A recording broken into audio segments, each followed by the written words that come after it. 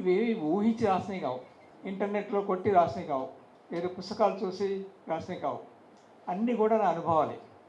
అక్కడ ఎల్బీ నగర్ దగ్గర భూపతి నగర్ ఉంది, అక్కడ చాలామందిని పట్టుకుపోయినారట, ఆడవాళ్ళు ఏడుస్తున్నారు, నాకు ఫోన్ చేశారు ద్వారా, నువ్వు మనం ఒకసారి పోదాం. మేము వెళ్ళాం, నేను బాలగోపాల్ మసూదన్. వెళ్తే 16 కుటుంబాలు, అందరు మహిళలే ఉన్నారు, పురుషులంతా జైళ్ళలో ఉన్నారు. వాళ్ళ కమ్యూనిటీ తెలకపాములు, డిఎన్టీ ట్రైబ్లో ఉన్నారు వాళ్ళు. బాలగోపాల్ ఏమన్నంటే, నేను కోర్టులోకి వేసి బెయిల్ తీసుకోవచ్చు, కానీ వీళ్ళు మళ్ళీ పోలీసు వీళ్ళు పట్టుకుపోతారు, ఏం చేద్దాం, వీళ్ళు మార్చాలి కదా, ఏం చేద్దాం అంటే అప్పుడు నేను డీజీపీ దొరని కలిసినాను. దొరకు చెప్పాను, సార్ ఇట్లా ఉంది అంటే మీరు మార్చగలరా, మేము ప్రయత్నం చేస్తాం.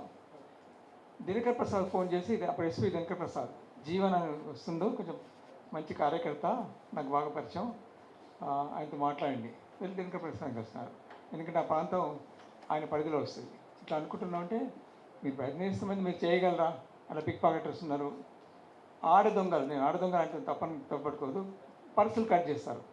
ఆడదొంగల బస్సులో ఎక్కి ఒక 15-20 మందిని నేను కలిసినాను, మాట్లాడినాను. వీళ్ళందరూ మార్చగలవా, ప్రయత్నం చేస్తాను. రకరకాల సంస్థలు కలిసినాం మేము, వాసవి క్లబ్ వాళ్ళని కలిసాను, లయన్స్ క్లబ్ని కలిసాను, రోటరీ క్లబ్ని కలిసాను. కొందరికి కొంత సహాయం అందించాం. ఒకరిద్దరు ఆడవాళ్ళు గాజు దుకాణాలు పెట్టుకున్నారు, ఒకరిద్దరు ఛాయ్ దుకాణాలు పెట్టుకున్నారు, కొందరు చిన్న చిన్న పనులు, అట్లా వాళ్ళతో పరిచయం నాకు. అయితే అట్లా పనిచేస్తున్న క్రమంలో పోలీసులో కొందరికి అది ఇష్టం లేదు, వీళ్ళందరి దగ్గర మామూలు తీసుకుంటారు. సికింద్రాబాద్లో Monda market police station, Gopalarao police station నుంచి ప్రతి మంత్ ఈ ఐడి పార్టీ అంటారు వీళ్ళు, ఈ క్రైమ్ వాళ్ళు ఇటు భూపతి గారు అక్కడికి వచ్చి ప్రతి నెల 60,000 రూపాయలు కలెక్ట్ చేసుకుని తీసుకెళ్తారు. డిసెంబర్ మాసంలో కొంచెం ఎక్కువ తీసుకుంటారు, ఎందుకంటే వాళ్ళు చెప్పేది ఏంటంటే డిసెంబర్లో జనవరి 1 మేము మా సార్లకు మిఠాయి డబ్బాలు ఇవ్వాలి కాబట్టి ఎక్కువ ఇవ్వండి. సో అంటే ఇవన్నీ నేను మా మాట చూసి ఇదంతా నివేదిక రాసి కమిషనర్కి ఇచ్చినాను. అప్పుడే తెలంగాణ వచ్చింది కూడా, ఆనంద్ కమిషనర్ ఆ ఏరియాలో, చాలా మంచి మనిషి, నాకు దగ్గర స్నేహితులు. అప్పుడు ఆనంద్ స్టేట్మెంట్ ఇచ్చాడు, పోలీస్ మామూలు అడగకూడదు, తెలంగాణ గవర్నమెంట్ ఇచ్చిన తర్వాత ప్రతి స్టేషన్కి ఏదో గ్రేడింగ్ చేసి, ఆ గ్రేడింగ్ నేను కూడా ఉన్నాను, గ్రేడింగ్ చేయమన్నారు, 20,000 30,000 ఇస్తున్నారు. అట్లా వాళ్ళతో నాకు పరిచయం ఏర్పడేది. దాని తర్వాత అట్లాగే డెక్కలి వాళ్ళు వచ్చారు, డెక్కలి వాళ్ళ పరిచయం భయంకరం.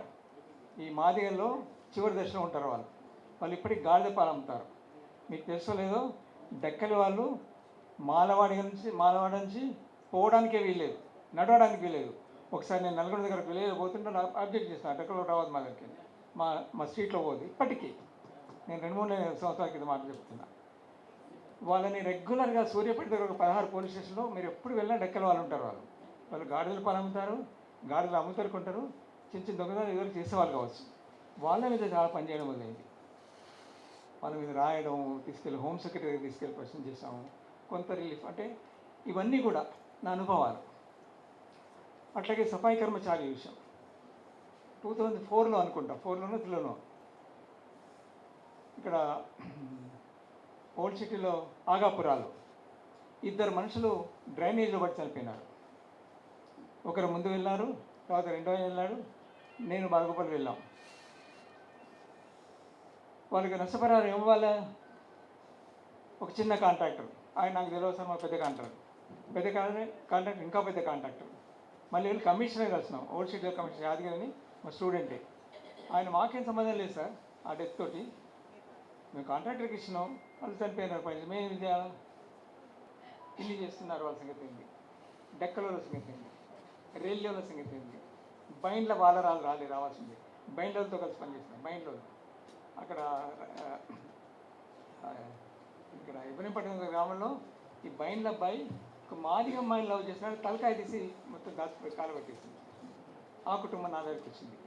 ఇట్లా అంటే ఇంత అంతరాలు ఉన్న సమాజంలో అసలు పనిచేయడం ఒక ఎత్తు, దాని ఇక్కడ మా కుమార్ ఉన్నాడు, రైల్వే కుమార్.